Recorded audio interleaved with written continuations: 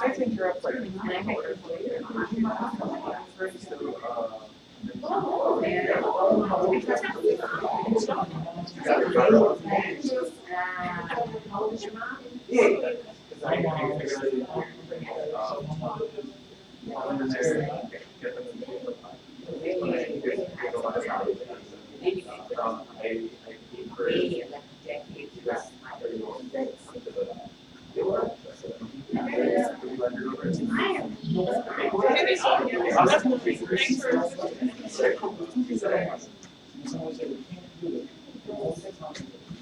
So we might have to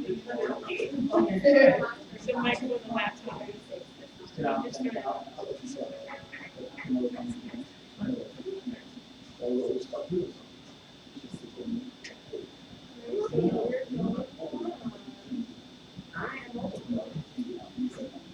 It's actually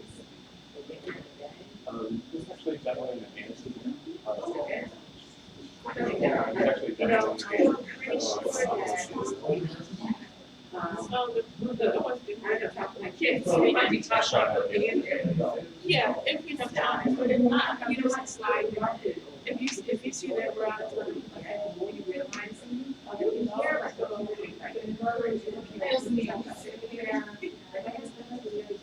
so I'm supposed to share those.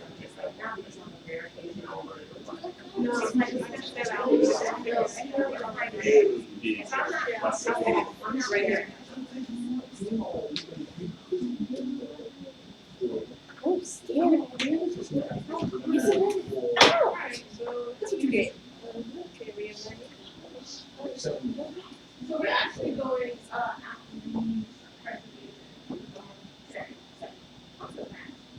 yeah. So you said that here that they will not go considering we have and it's about the experience of So should we head here? yeah. But just make sure they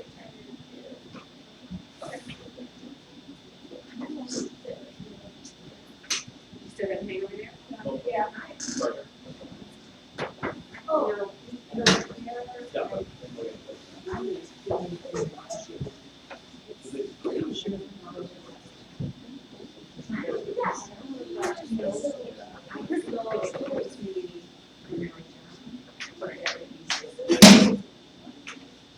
Yes.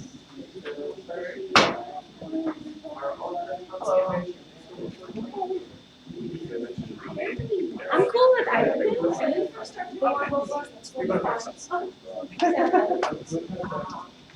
Hey. That's actually a file. Oh, it is. All I Oh, yes. I don't know all these things. Are you still interested? The worst part is.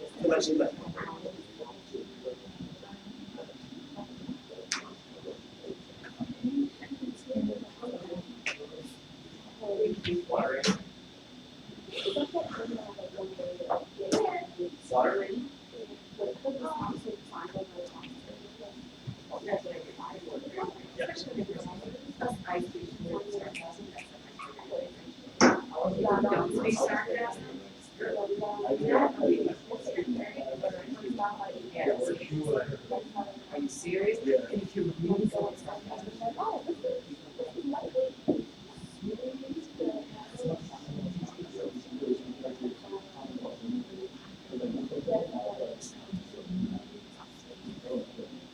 wait, where is it? But you have to watch it.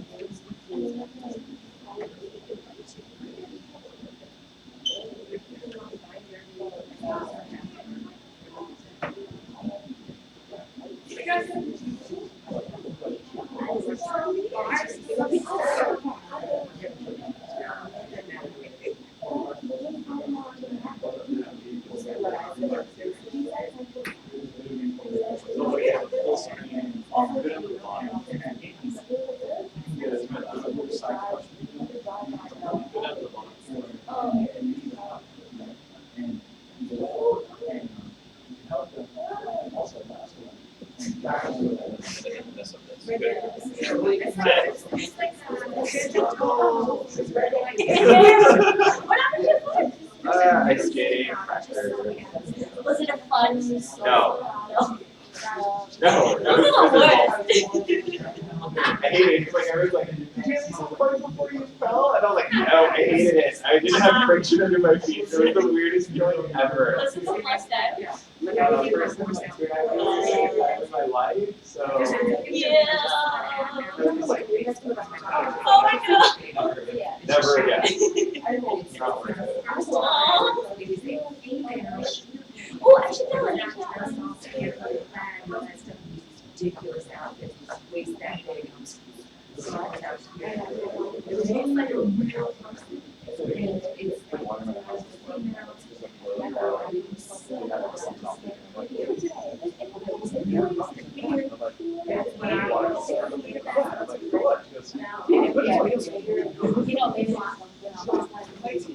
Yeah.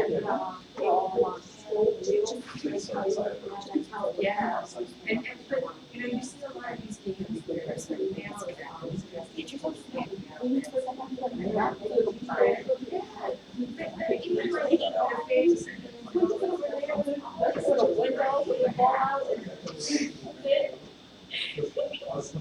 I didn't say that out loud.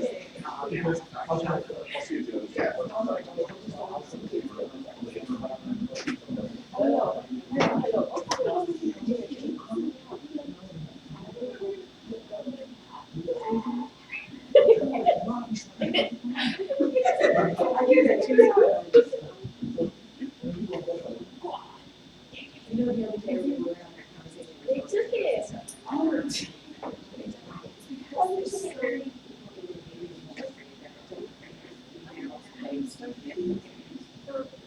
Or they're just like a side.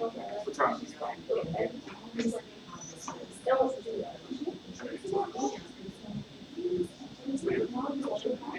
Yes, we're gonna Kristen, I'm gonna go get a water from that room. Used to be that.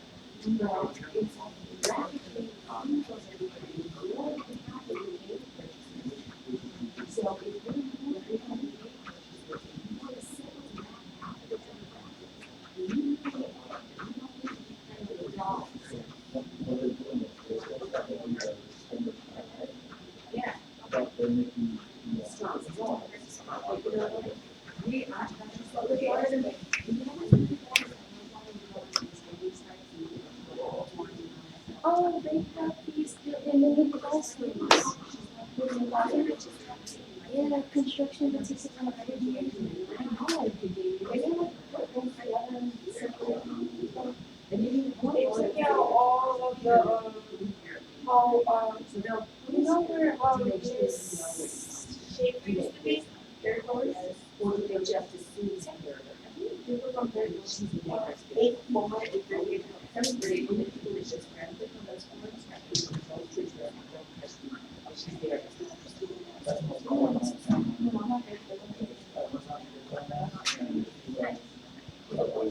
Yes, and then we Yeah. no, it's Oh, well, those ones You guys sit next to you, Yes. wiped out. If you didn't, that's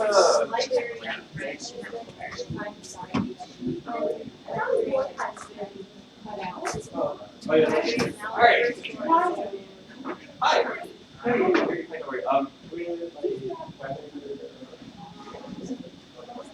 So we can go ahead and get started.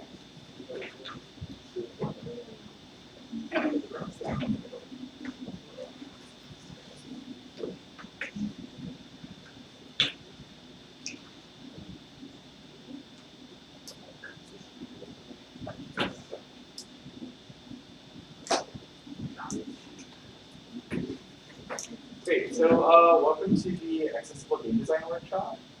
Our first presenter is Mohini Dita, and Mohini is a game designer and narrative strategist at Antidote Games, where she consults on play and design strategy with global nonprofits. Her passion for storytelling took her first to journalism and film, And finally, game making. Mohini enjoys linking games to feminism, media, and cultural theory, and spends her free time thinking about global focus of play. And then our second presentation is by Laquana, who is a PhD candidate in communications and rhetoric at Rensselaer Polytechnic Institute. And her dissertation seeks to amend current game-based learning strategies to address racial and ethnic disparities in STEM education through a game design pedagogical framework. She conceptualizes in metatuning. Metatuning is the result of Laquana's interdisciplinary and multi-industrial experience sits at the intersection of critical pedagogy, game criticism, and performative view of game design practices. As a part-time game designer, Laquana's research and teaching revolves around concepts of students, players, socio-technical and social-cultural experiences in procedural space. Ben Chang is an electronic artist and director of the Games and Simulation Arts and Sciences program at Rensselaer. His work explores the intersections of virtual environments and experimental gaming with contemporary media art, using materials ranging from immersive visualization systems to modified surveillance cameras, hacked video games, and antique telegraphs. His work brings out the chaotic human qualities in technological systems. And Daryl Nunn is a game designer at First Playable Productions. Foster is a youth advocate for real time. And I'm joined by Neil Consulting. Excellent. So I'll turn it over to Mohini. Yes.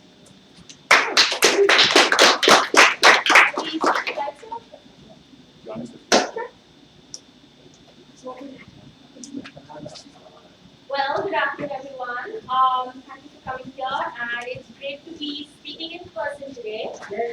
My name is Jamey, and I really like gyms. I have warned you. I have presented in different games since it started, but for the last 2.5 years, I've been studying India on immigration problems, so I'm really thrilled to be here in person for a change. So let's talk about cloning today.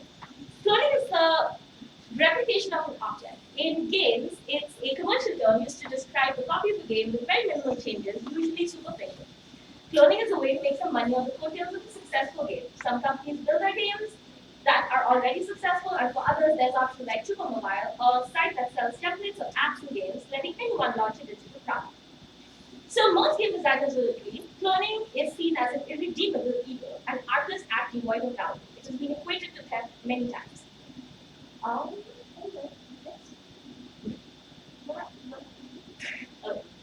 Very few things have as unanimous a response as cloning. Everybody hates it. Everybody thinks it's terrible. So, are clones the same as copies? I don't really think so. A copy is seen as a bad thing, but not as perverse or obscene as a clone. Why is that? A copy, like a copy of a book or a music file, still retains all the marks of its original version. A copy is a free version of the same product. Students copy games, parents remix games. Copying is somehow more acceptable in our social spaces. Nothing is created in a vacuum. Cultural media comes out of a media commons that already exists. Only viewed through the lens of a capitalistic ownership system, it is controlled by a nexus of owners and authors who define what constitutes the acceptable aesthetic of games, what constitutes a clone, and what is indeed an homage.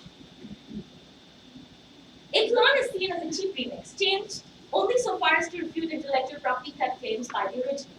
A clone removes not just ownership but also authorship from the original. It gives credit for the hard intellectual and creative work to someone who copied it for profit. But games, like most media, don't come out of the vacuum. Games especially have a rich history of modeling, learning from each other, and making similar forms of games to the games that they already look up to. Currently, clones are seen as a cultural blind. But why is that? Art history tells us that the Renaissance artists all copied each other. Art into art. The acquisition of style by imitation is the way almost all artists learned their skills until very recently. This emphasis in copying on learning by imitation comes as a surprise to us today. We are, after all, imbued with the notion that originality in art is a prerequisite of work. Art that merely copies we call derivative and petty. But this is a new notion, contradicting the basic premise of Western artistic education from its beginnings to the 20th century. Before apprentices could even begin thinking about style, they had to learn how to make the art by painting exactly what someone, in other words, clone to the day and go on to create one day. Some clothes are worse than others, and some not so much. That doesn't matter much in the Campbell Code of Public Perception. Since cloning is seen as a societal evil, it allows it to be militarized, a psychological weapon used to keep some voices out of the mainstream news. Remember Navi word? The mere suggestion of cloning had devastating consequences on the developer, and it wasn't even a clone. It just used some assets that were similar to an existing game. When games with minimal aesthetics get popular, the similarities get even more blurry. Cooke, a game made in India by Yellow Monkey Studios, was blamed for copying the aesthetic of Puzzle, a game made in the US.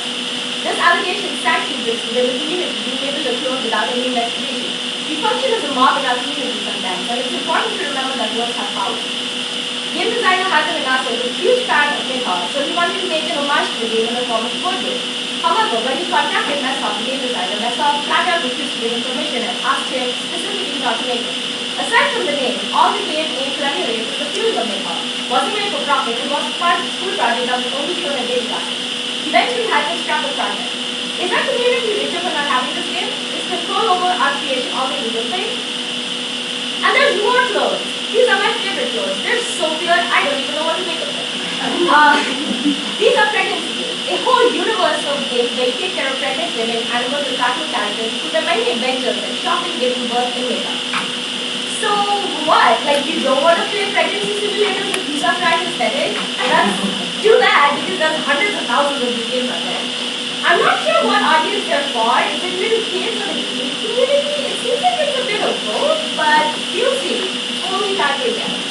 Games are tricky because what looks similar can often feel and play very differently. Ah, what happened? No! What? Okay. Level design in games is specific and minute, and even slight changes change the nature of the game. Just look at trees when compared to 2048. A fact that the core design team behind trees is recent. Cloning can apply to a wide, encouraging not only specified data similarities between games. What is perceived to be the same can often be quite different. Look at the clones when they take their marks off. So, since democracy is based on the idea of dissent, let me be the first to say I don't think cloning is all that bad. Cloning hurts studios, small studios a lot, and that is bad for them. But the problem here isn't cloning, but how we own it. You can't really own a game mechanic or game feel, and the real meat and bones of games changes every time you iterate, and so are too fussy to really define. Have you tried explaining a game to someone who hasn't played it or doesn't play games at all? They're some of the hardest things to describe because games are literal features, best experience. In other words, games are ideas that are given form when developed or played. Intellectual property 101 says no one does, not legally. You can't yet copyright a game mechanic or game feel. And yet games are owned in a more traditional fashion, whether you want owns a boutique or a hardware store. So what do you own in a game? The name, specific assets, any artifact? Other than that though, everything else that makes a game is a concept, an idea. Legally, you can copy an idea. That's part of why cloning causes that act. Since we own our games in a sense, we assume we control them. So when someone else clones them, it makes us feel differently. I spoke to a few game designers about this since my company, Antidote Games, doesn't sell its games per se and we work with consultancy on how do we make games in real kind of in-case situations. In any case though, people either collaborate with the team and develop a game or go solo. But is that everyone involved in the game making process? Games are performative media and they have to be experienced. Also games are iterative media. They're built by play testing, improving each time based on the play experiences of the players. It could be hard to build a game in isolation. After play testing, there's also the community around you, a vibrant, vocal group of people to support the development of games with their moral and sometimes financial support too.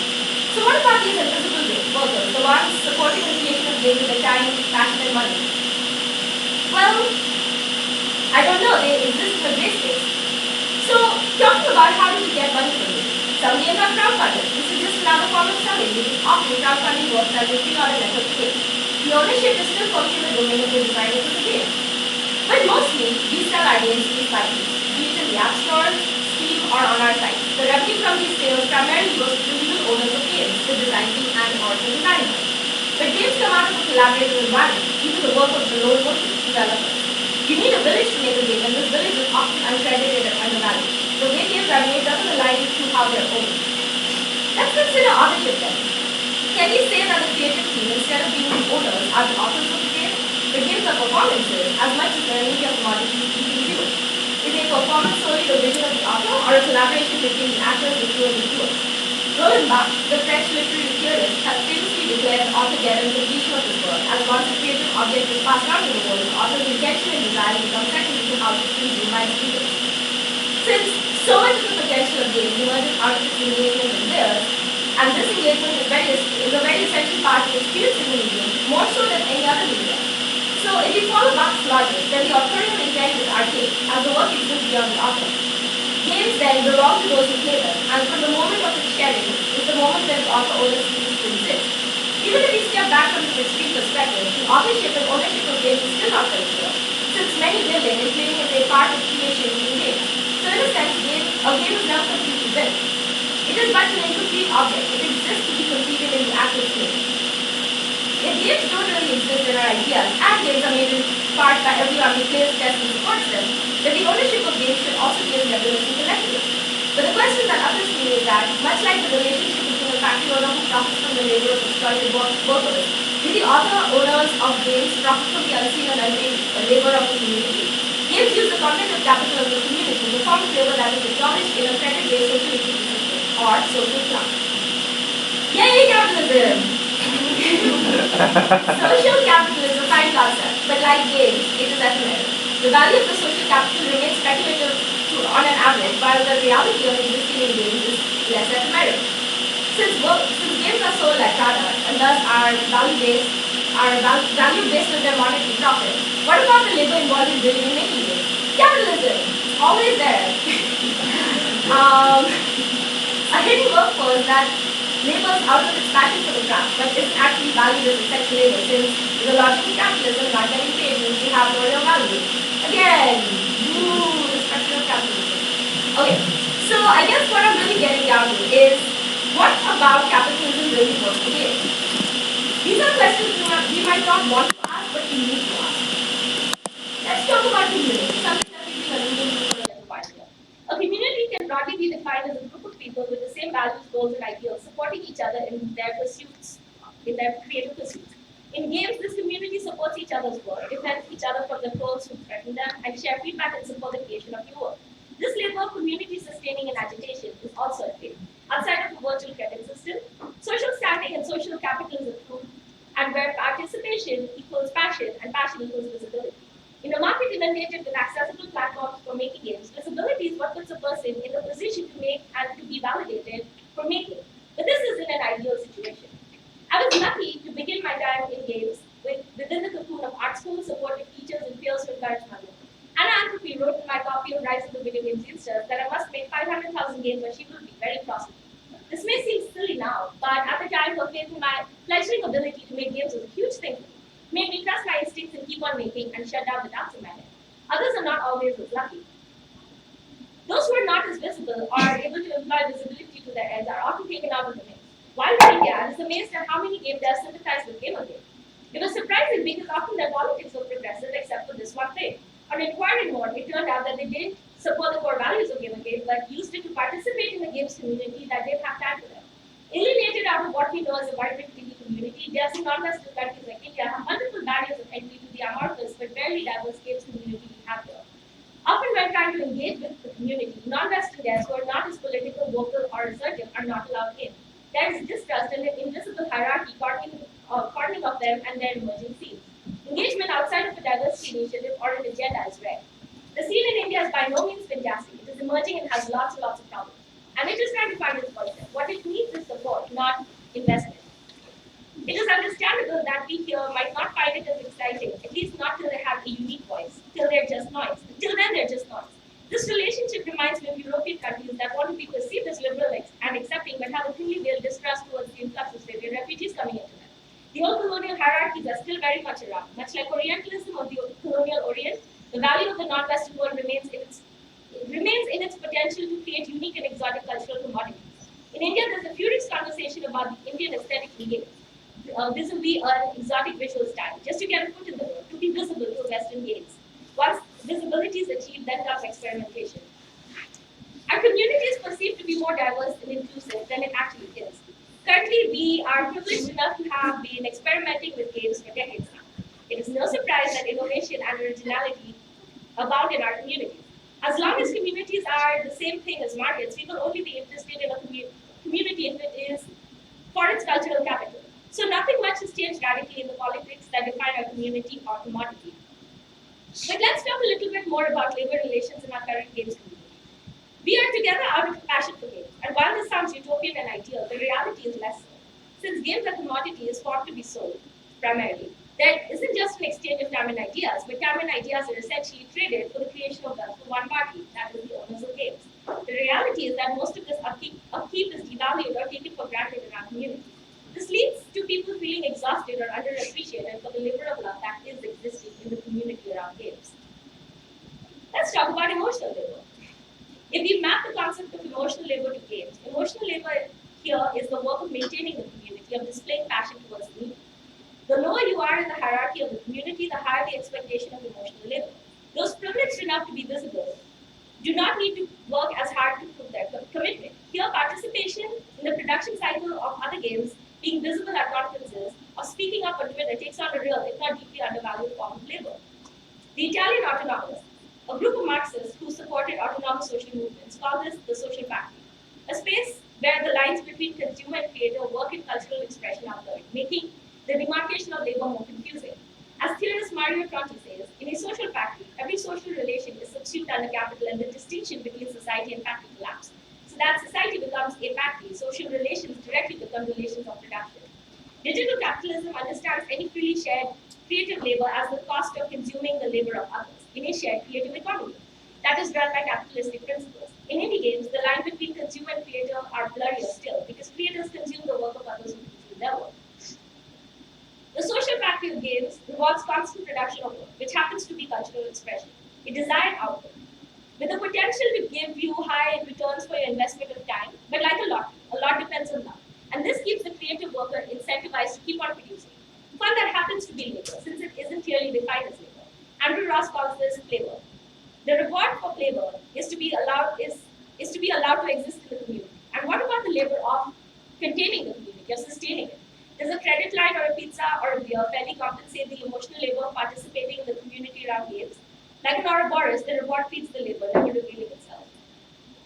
Digital labor theorists have come to borrow the idea of general intellects from Karl Marx, a creative high of connectivity that produces endless value for a select few. In a Marxist critique of labor, Marx says that until we are able to value our own labor, we will never be free of exploitation. If we don't see ourselves as being exploited, does that always mean we aren't? In the monument of game development, trials and tribulations are seen as part of the cost of experiencing and evolving as a dev.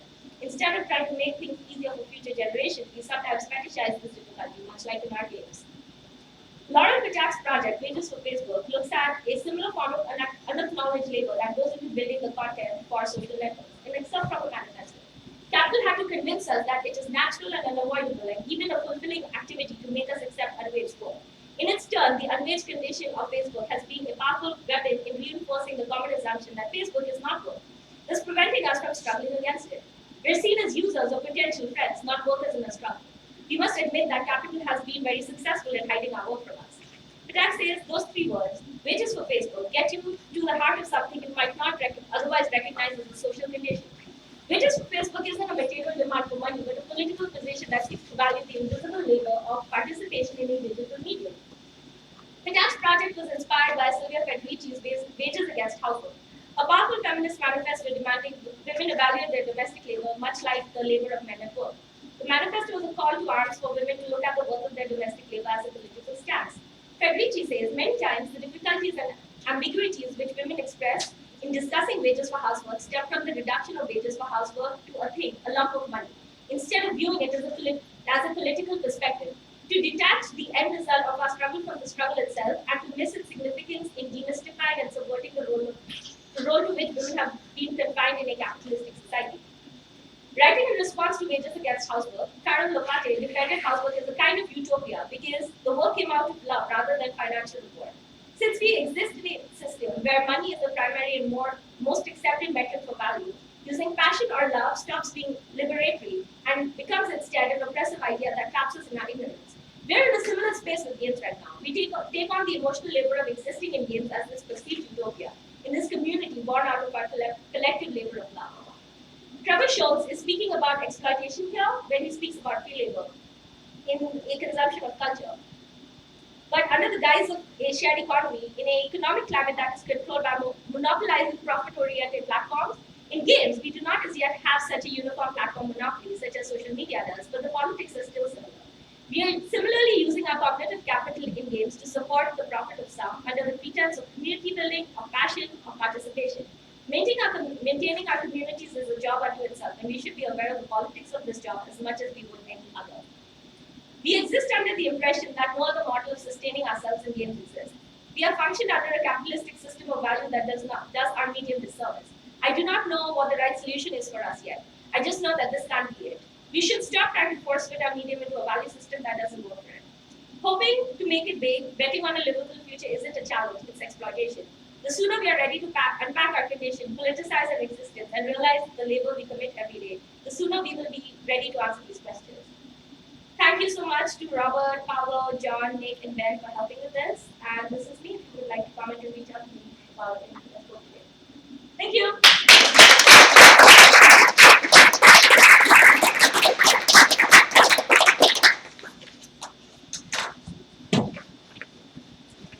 Great. Next up we have Laquana, Cooke, Ben Chang, and Real Talk and Jamey Stevenson presenting. Oh, hold on a second. Okay, sorry.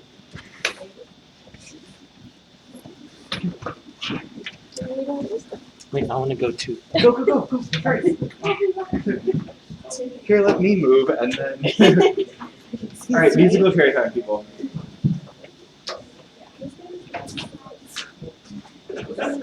Sorry, and they'll be talking about High Life, a game that they are designing.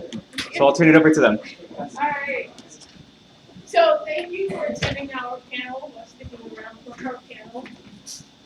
So today we're going to talk about metatuning, which is a theoretical pedagogical framework I came up with. And my research is how we metatune accessibility through the games development process of High Life. Right? So we have a number of individuals that were part of this development process. So in a very performative fashion, you will see how accessibility looks in our experience, from our experience. So I won't give a thorough introduction of everyone here, but I will say that Ben is not here because he's director of ESAS at RTI. He could not make it out of his responsibility, so he could not make it, but we do have the rest of the team here that will talk about how accessibility was negotiated. It was never pure or rigid, but it was negotiated throughout the entire game development process. So, I'd like to start with looking at accessibility, obviously from a usability experience perspective. And the best place where we can sort of have this condensed view of accessibility from that perspective is looking at Tracy Fullerton's book on Game Design Workshop, which is a primer for Game Design Workshop and Development.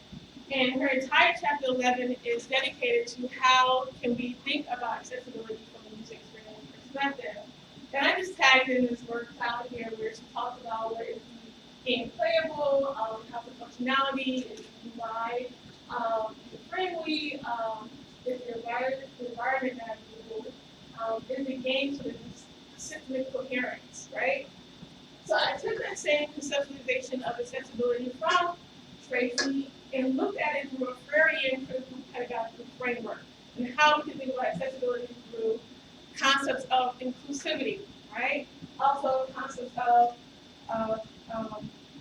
whether or not the designers, the young designers, are playing and designing a game that's built within social and cultural values, right? Where they're intrinsically motivated throughout the process. So this game, in which Hannah will talk about Real Talk, originated from their experiences, from their life experiences, and they designed the game from bottom up. And we came in and sort of tuned our knowledge to what they had already created, right? So you may be asking, what is this metatuning? Actually, it's taken me about 120 pages to conceptualize this in my dissertation. But here is the pedagogical framework. It's incorporating a lot of social justice concepts, coming from Prairie, coming from Henry Bro, also incorporating concepts from cybernetics, social science research, in particular in Pickering, where he looks at scientific practice as a cultural practice. He looks at it and argues that the social, conceptual, and the material are constitutively intertwined in practice. So the end product that we see is the result of this constitutive relationship amongst these constituents, right? So in the same sense, as a game designer working for First Playable for a certain extent, I look at the communicative practices that happens at First Playable. And these higher order design principles that we engage with on a daily basis. So I shorten them to iterative design, collaboration, and systems-based thinking, and how we can think about that to Metatune, right? A game-based learning scenario, and that's ultimately what I was doing with Real Talk, right?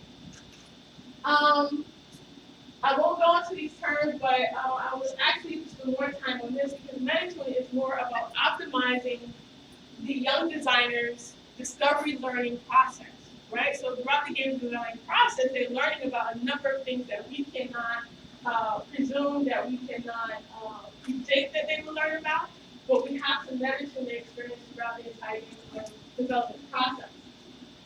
But if you would like to know more about this, my dissertation hopefully will be published in 2 months, and you can read about it in its full detail. But I would like to get more into what do I mean by accessibility with Metatuning? What do I mean by accessibility being this negotiated process, negotiation of perspectives of accessibility? So today we're going to give you different dimensions and views of accessibility from different perspectives, right? So we're going to start with Hannah, who will tell us a bit about Real Talk and how we came to get together. Welcome everyone. We're super excited to be here. Everybody up here worked really hard, and I'm just going to tell you a little bit about what we do. So this project with Laquana and then basically embodies what Real Talk is all about. We focus on sexual health, HIV, STI, pregnancy prevention, and substance use. We work with at-risk youth in the Capital District, age 13 to 17. And one of the cool things about what we do is we don't have a specific site. We go take the tech to them. So we take video cameras, we take computers, we go to where they are, where they're comfortable. And so right there, we try to make it more accessible to them. So they learn harm and risk reduction skills through making projects about stories that they have either experienced in their life, have come up with. They pick the things that are the most crucial that they see in their day-to-day lives, the issues, and then so they come up with this game, which you're going to hear a lot about, that has to do with substance use, pot smoking, and the cool thing about this was that we, 7 colleges we went to and tried to find someone to help us with this because we have the skills in the substance use and the harm and risk reduction, but we don't have the gaming component, and they came up with a board game originally, which you're going to also hear about. We found RPI, which was super exciting, and they decided to help us. And as you can see, we've been working on this for quite a while. RPI was cool because they came to them, so they would come and make the game more accessible, the gaming software, all of that stuff to them. Also, we'll hear a little bit more about a game jam that happened, which RPI hosted. And the youth here would probably need to go to RPI for a tour or something, but never actual, they got to go and sit in the building, and they got to see the school from a different perspective, which was pretty neat. And, in the future, we'd like to expose them to things that will enhance their lives, like technology. And this was a really, really cool process. It's taken a real long process, but we're focused on process, not product. And RPI has been awesome for that, so thank you so much.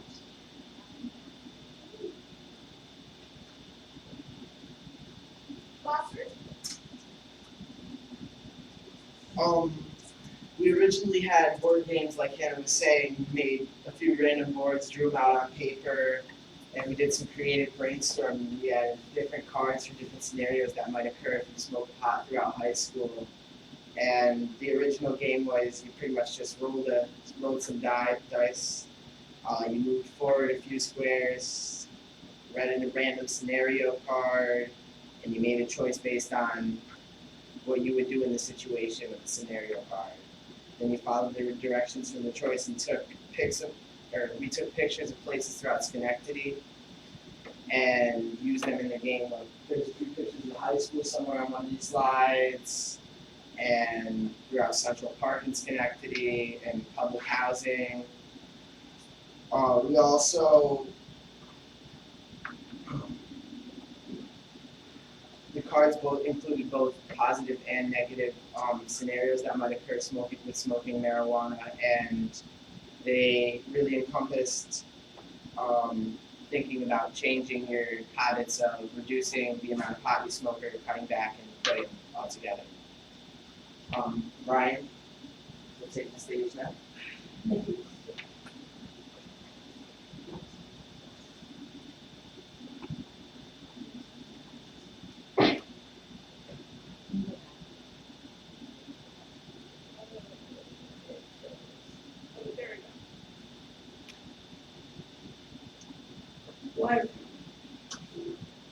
Wireframing was like how an architect would build an house. It was like being blueprint for creating video games. And we came up with a whole bunch of ideas, seeing what would work, what wouldn't, brainstorming, whatever. What creating all this other stuff was helping we do this, the brainstorming, is when if I got stuff, I'd go out, probably walk around, a couple minutes, 5, 10.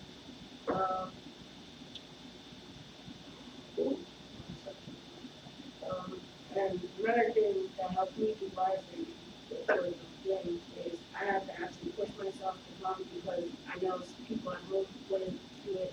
They're probably encouraging me a little bit, but I had to be the main person. Go to the program, do it, to finish it. And there I am.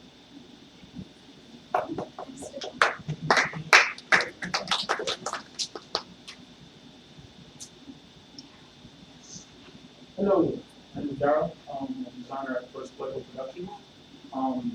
It's been an amazing experience working with these children, from the beginning and all the way to the end. Like they mentioned, they had the architecture and the wireframing, they had their idea. They already had a solid idea, a really good idea, and I helped bring that from paper and as a board game into an electronic form using Construct 2, which is not 100% free, but semi-free, up to like 100 events. But it's a really good way to show kids how to program. It's a really good intro level to program. And they use HTML, Java, and stuff like that. And with the my brain just went. It's interesting. With the waypoints here, they had the board game, so it's kind of like Candyland. You roll the die, you have a spinner, and I had to show them how to remove, like, translate that from a die and paper to code. And then I had some help from, Jamey from.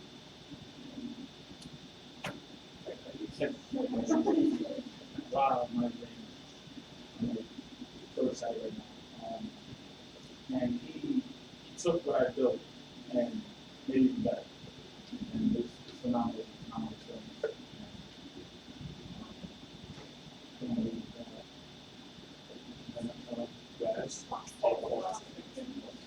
I have a little bit more to say about Construct 2.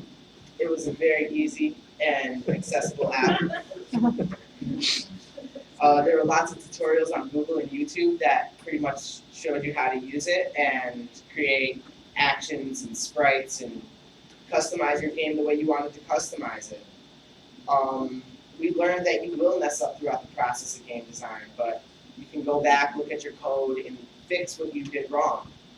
There's also, Laquana helped me make a die roll action, and that was pretty frustrating for me because I knew nothing about code coming into this game, and now I do know stuff about code because I made the die rolling actions and other actions throughout this game. We also had a lot of troubleshooting to do throughout the whole game with different glitches, like one of our characters was flying off the screen, and the die were only rolling 6. It was madness, but we had to go through fix code, and it was fun. It was a nice process. Now back to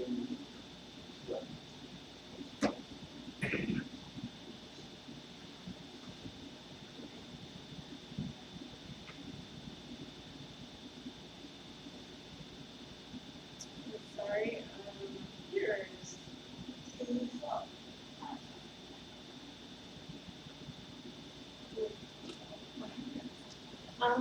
I'm Raz. I worked with Daryl to make the avatars. First, we had to make the avatars fit the actual game board, and that, of course, I was from patches. So once we got it fitted for the game board, the actual avatar broke the game. It wouldn't move the right amount of spaces that the guy told it to. So we had to fix that, and we also had a status bar, which was part of our wish list to show the consequences for your social life with your friends, your family, relationships, and also the impact they have on your school life. Okay. So we had a game card, and we wanted the game card to have language that teens use versus language that adults think teens use. We wanted our game cards to be as realistic as possible.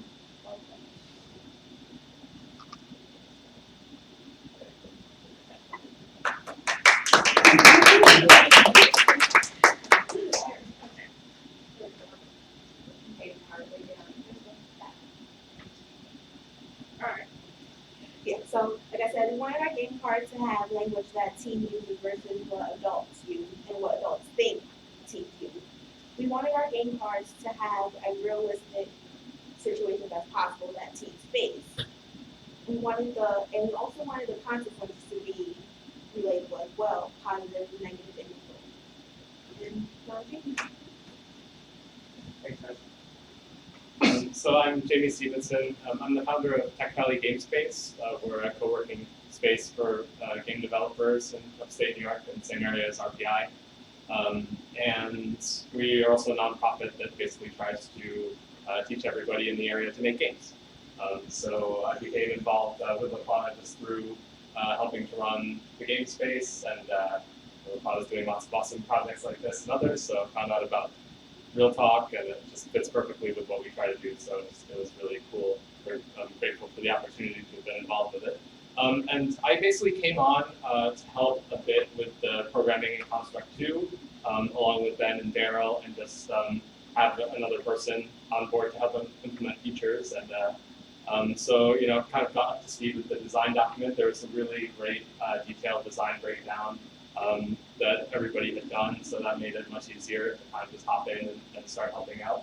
And since the focus of the talk is, as mentioned, is kind of on the process and how we were able to make it collaborative, one of the other areas that I was able to help out with a little was just providing some more knowledge about tools for collaboration, because the good news, as probably a lot of you know, is there's all kinds of different tools that enable collaboration when you're making a game, and a lot of them, are free. Free. There's kind of the free and open source movement in software, and like a lot of the values of that kind of align with, just the values of a collaborative project in general. So they're really well suited to that. So these were examples of a few of the projects. They're the tools rather that we use. The main thing that we kind of discovered through the process of using these is that although all of these tools are theoretically good for collaboration in that they are free, there's a variable level of learning curve to them. So when you want to kind of get everybody involved together in using them, you have to kind of, I think, pick and choose which tools are appropriate to use for kind of which members of the team. So we use Subversion, which is source control for anybody who's done any programming. You'll recognize that source control is kind of a staple of collaborative programming and also game development. And that is probably the highest learning curve tool, I would say. There's a lot of tendency among people who've never used source control to kind of shy away from using it. So in our case, we kind of had Daryl, myself, and Ben primarily be the ones kind of committing things into the project in this source control. But the nice thing about it is, even if not everybody on your team is using the source control software directly, it basically keeps a history of every change that you've made to the project. So it kind of, you can have people hop in, or maybe there's a change that's made and then the design changes based on playtesting. You've got those old versions that you can always roll back. So it kind of creates a safety net for the whole project when you're collaborating. And that can be really nice. The other two bits of kind of software that we used primarily were Google Drive, which is, I think, kind of ended up being the most accessible. A lot of people involved in the project were adding in assets, and there were the avatars that were created and all kinds of other stuff. It was all just there. Made it very easy for me to be able to go and get everything that was needed for the game. And last but not least, we used Trello, which is a free kind of just online project management tool. Just once we kind of had a few more programmers working together on the project and trying to coordinate priorities, it's really useful for that. And that has a pretty, low learning curve, I would say. So, so Subversion is the only one out of those that was a little bit. So that enabled us to just hop right in, basically, and start implementing some of the features that were remaining when I came on board the project. So, as it's kind of already described, the design of the game was sort of doing a digital version of this board game that had already been created and designed. And that included all these scenarios where you basically roll the die and then you draw a card, as was described, and you kind of get to choose from these three different options of what do you do in this particular scenario. And then those options will affect both your position on the board, and also you have some statistics that the game keeps track of in terms of like your social life, your education, your relationships, and things like that. So this was just an example of, in Construct, we were able to take the data that had been created and convert it over. And so part of the job of enabling collaboration is just trying to get as simple of a pipeline as possible from the data that had been written. Like, there were all these scenarios and they were great. There was a huge variety of them. So how do we get those as smoothly as possible from basically just a spreadsheet in a Google Drive into the game and be able to get those up. So, there were only like a couple steps involved. We managed to kind of streamline that process down a little bit. And but I would like to further streamline it in the future, because I want everybody to be able to kind of just directly engage in that pipeline. So the ideal situation, I think, for this sort of collaborative project is in the future, if there's a design change or you come up with some new scenarios for the cards, you could just add them in and then basically just like click a button or just like automatically get them imported into the game without requiring anybody else to be able to do like those couple of translation steps. So we're not quite there yet, but we're getting closer. So now to talk a little bit about the avatars, I'm going to turn over to Zintresa, who's talking about avatars. Well, we talked about the glue on Jamey. Oh, sorry, you gave it. Which is the next. Yeah, so those were some of the avatars, by the way, that I saw. Get a quick peek at them. So yeah, basically. Well, my name is Chang. I am one of the artists for highlight for our game. And basically, why I became an artist there, I am inspired from this one event we had in game called Game Jam, which came up earlier. Where we went in October 2015. We went to RPI and us learned about the basics of construction to the game software for computer games. Me and myself used a family title for the first time to add art to our game, and volunteering staff helped me see what I should do with the drawing number. And now I'm very real talented for real back with you and time, and what it was back then.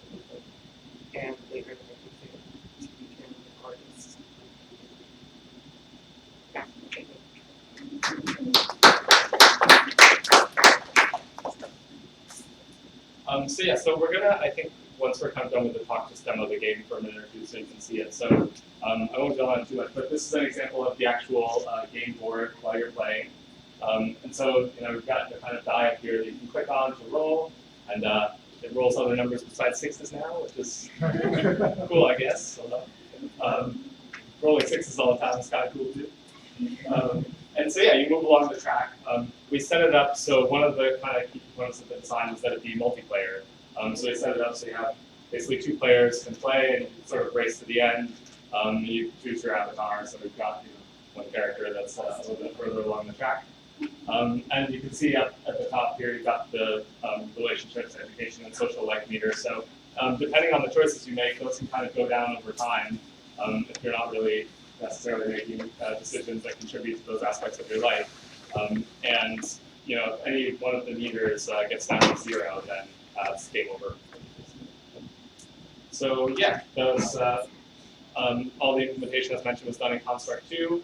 I think we all kind of definitely recommend Construct 2 as a good tool for engaging with collaborative design, especially with people who might be making a game for the first time. It's a really intuitive tool to use, and it's great. You can have people who've done a lot of programming in the past hop in and contribute, but then also basically everybody can contribute features, and that's one of the things that was really awesome. So I'm going to turn it over to Talia. I'm working this project in the middle. I'm excited because I have many things. As a Facebook, Instagram, image, and Snapchat user, I think that social media is a good way of getting information to my kids.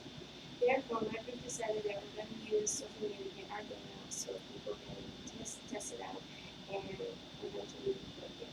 I know that a lot of you doesn't really like to read a lot, and so we're going to create a video advertisement to market out. I think these things will help others to be interested in the game and accessing it.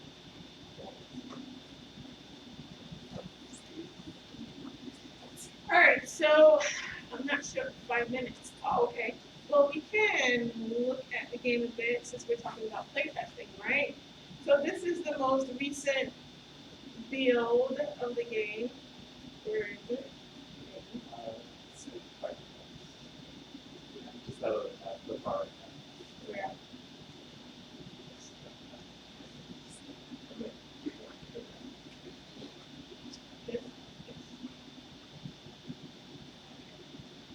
It's funny how you can't do anything up in front of people. Like I can navigate. All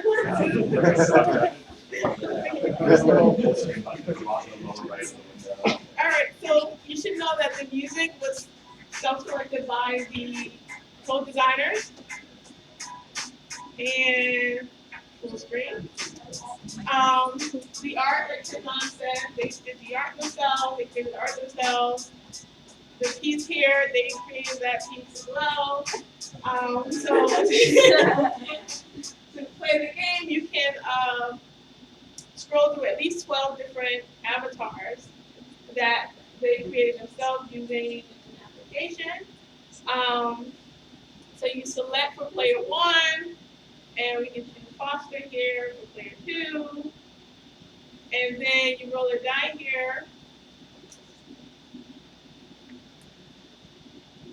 And you move up, and then, oh no, it's still a question. Okay, let's continue. Since we're talking about playtesting. Oh, we're talking about playtesting, right? Exactly what happened. So you roll a die again, and okay, yeah, okay. So it worked in one version. Wait, is this the latest iteration or is this the most recent one? Oh, you should know. This is the old one. Oh, this is the old one. This is before they played test. Okay. Was this Well- one fly off the screen? Yes. Yeah. So we did actually. I saw it, I don't remember, other than 6, though. There was definitely It was not 6. definitely a number. It's not the oldest. So anyway, so Jamey did stay up like 3 o'clock in the morning. He did fix a lot of the bugs that the teams saw 3 days ago. He did debug a lot of them, and we used Trello to locate those bugs and to find those bugs. So we do have a different build that actually fixed this. But generally, you would see the questions pop up here, and the teams were very adamant about the values of the relationship, education, and social life, and the consequences of each value, right? And these values values are based on their real life experiences and not on some authoritative view of what your decision should be. You know, like if you decide to Netflix and chill, I found out what Netflix is chill. So if you decide to Netflix and chill with your homies, whether it's with the blunt or whatever, or weed, you have an increase in let's say education, but you have a decrease in social life because that's just real talk, right? No, pivot. So I like that they stay true to their design process. It's so true that they don't let us sway what they want in their design. And when we talked about, you talked about the presentation, how iterative design looked with them, right? So they created the actual board game, but then they also incrementally created different mechanics and construct to hence learning the technical needs in order to create a game like this or develop a game in construct. And they're able to see it iteratively progress throughout the design process when we have a more technical individual that debug what they created. So what I've done with Metatuning is I provided different core mechanics and different activities for them to do throughout the design process based on their own skill sets. So Chang took on the art, but he still had to talk, and you should know that the space is just like this here, a little more condensed. So they would yell across at each other like, hey, what do you think about this implementation? And then they would decide on the spot, and then they would implement it. And that was a very real-time and very performative idea when we think about the game's development, right? Rather at 1 p.m. we would have to wait for the morning meeting and and all that stuff, right? So I like the genuine approach and the taking the ownership approach that we have here with the kids. And I am wrapping it up, I think, and that's a good way to wrap it up. Because if we return back to, which I've already discussed this, if we return back to what I talk about Metatuning, what you see here is an approximation of the design process, right? So, for example, if social justice goals in terms of a critical pedagogical approach to their design process is very important, but they still had to address the technical efficiency goals that sort of came up throughout the process. So what you see here is closer we got to them sort of experiencing down to the playtesting process at the end, that they were able to shift back up to the social justice goals, and that is staying true to their design, staying true to the social and cultural realities that they live in today. So I will close it there so we can open up questions to the floor with the young designers and developers and programmers and so forth, and also with the presentation. But here's where you can contact us, and there's a huge list of different places you can contact us should you want to play test the game and give us feedback. That would be awesome. All right, thank you.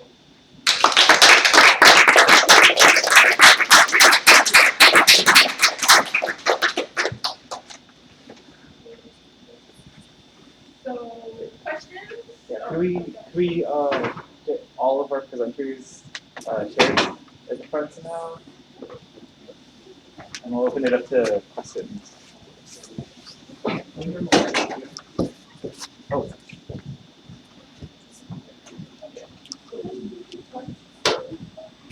Pupils.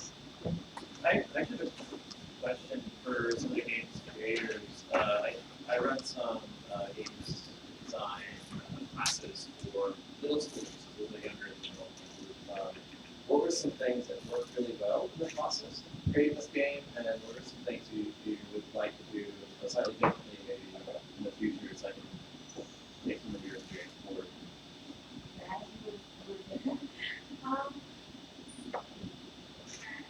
The best thing for like especially most players is to always make sure like you stay connected with them. Like always like that communication between them and you and your rugby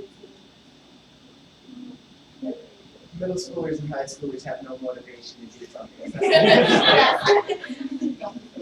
You always keep it motivated all the time. Make sure you know that. Very good moment where we would be working very hard on something, and then one sentence could drift it to a whole other place, and you get nothing done. You have to let them have fun as well when keeping them on task, because you won't be able to keep them on task if you're sitting there boring them to death. But Right. There was times that we would break the morning pill and read, then once in a while, and just to get away from the constant design and different what it is design, all the questions. Right, you said something. That Patience, yes. patience is important. Whatever. I also, just a quick question, thank you for the presentation. I suppose my question is, how do you maintain a balance between putting together and co-authoring something, co-producing something that you don't have a public life,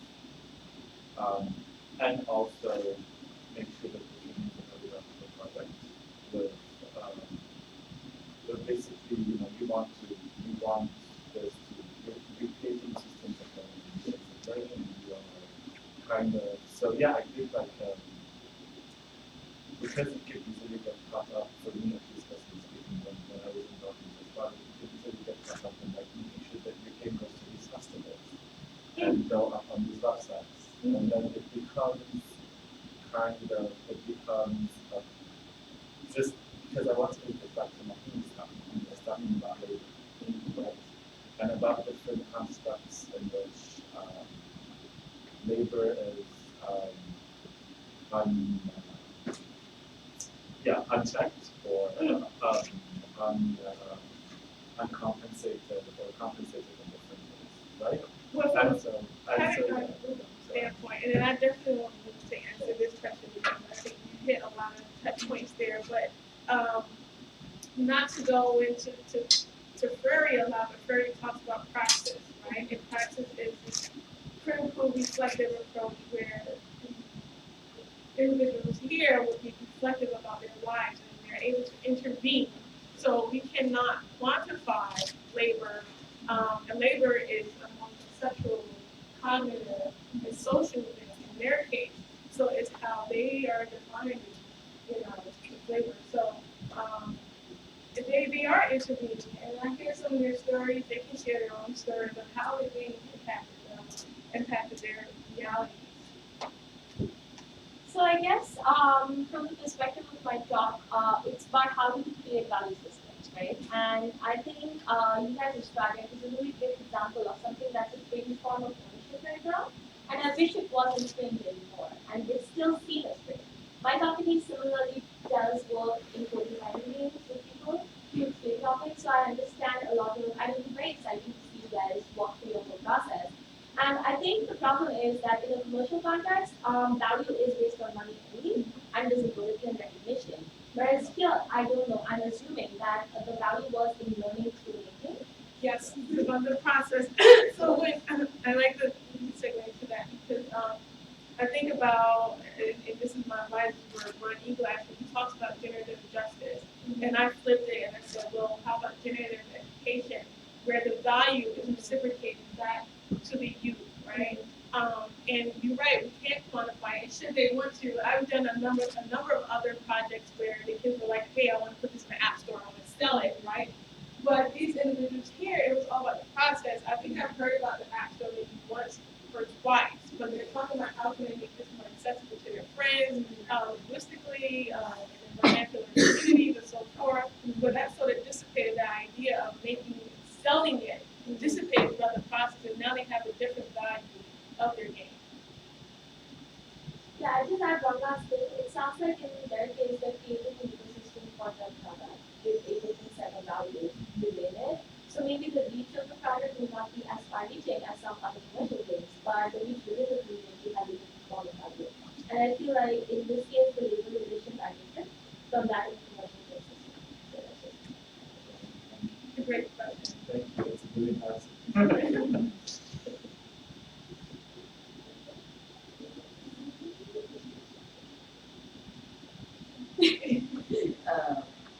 Something similar to what John made is like,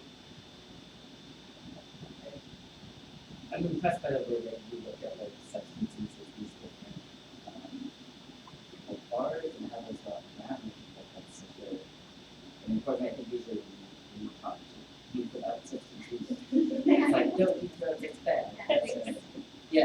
something really cool about it that you were able to look at that? And do you feel like you came up against certain constraints like when you're making that a game or like why was a game the best way to like talk about that? Or is that something that was like we wanted to create something that wouldn't just tell kids, don't do drums because it's bad. Because who wants to listen to the adult telling them not to smoke pot because it's bad? It gives them, we decided to do a game because we could give these kids or peers, our teens, we could give them an insight on the use of marijuana and the positive and negative consequences it will have throughout your life. Smoking pot, it's fun. You will have a great time. On the other hand, what will it do to your schoolwork? What will it do to, say, you get caught with it? It's just we wanted to create an environment that will let kids choose their own path and create their own way of life and provide them with the information they need without telling them don't do drugs. And to add on to what Marcia said, we chose to be a video game app because the teens are always constantly on their phones, and I think that was another better way instead of having to go to school and have a game board and sit in a circle with friends. You can sit in a circle on your phone with your friends as they do anyways.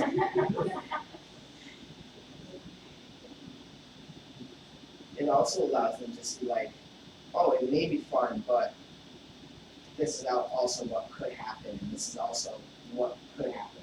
Like, you could get in trouble with your parents, you could get suspended from school, you could get kicked off a sports team. There's many different things that could happen with using marijuana throughout high school and middle school. Can I add a question about that? Yes. So it sounds like so this is something I guess Claire speaks about it a little bit. But it sounds like when somebody else brings in a solution into a group or a community, there's a sense of speaking down, and there's a kind of invisible hierarchy within expertise or so forth. So, and I really liked how functional your game was. Like, it may not be aesthetically the way some games are supposed to be, but it's actually necessary. So, in a sense, do you think you guys created a new set of values for game aesthetics, or to measure the success of the game through your project for your people, for your community?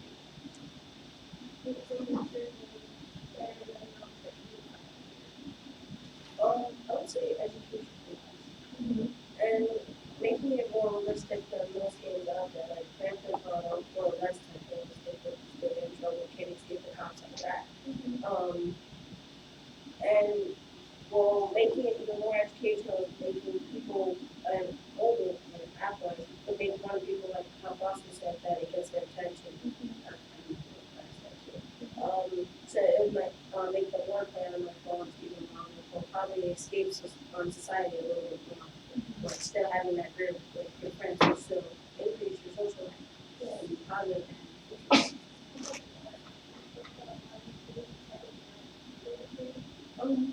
I would say we chose the art because that was the name of the game.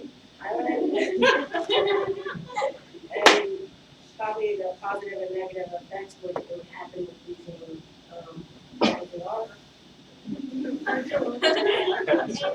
To add on to what Lonnie said about how educational, we also our game is better than others because it's made by teens for teens versus a group of adults making games and assuming how teens learn, assuming how they go to school, assuming how peer pressure balance out and how they make their choices. So I feel like that makes our game stand out because it's by teens and we know how we live, we know how we go to school. And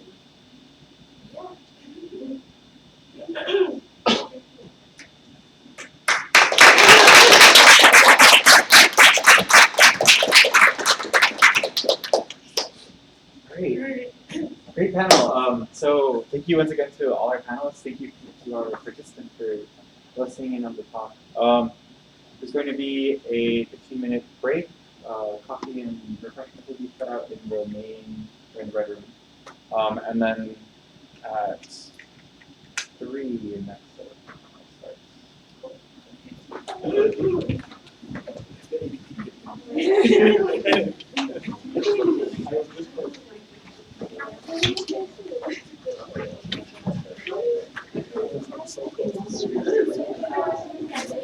Or a Voldemort session. As I started talking, all right, this is all singing the bird. This is all singing the bird. No.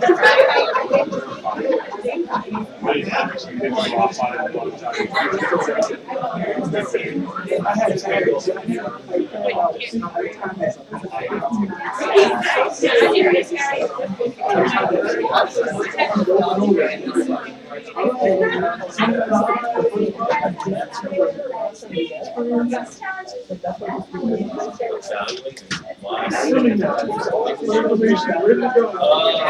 You were concise, as opposed to me. Like, I did not practice at all, so I could just sense, like, I lost track of time, but I could talk.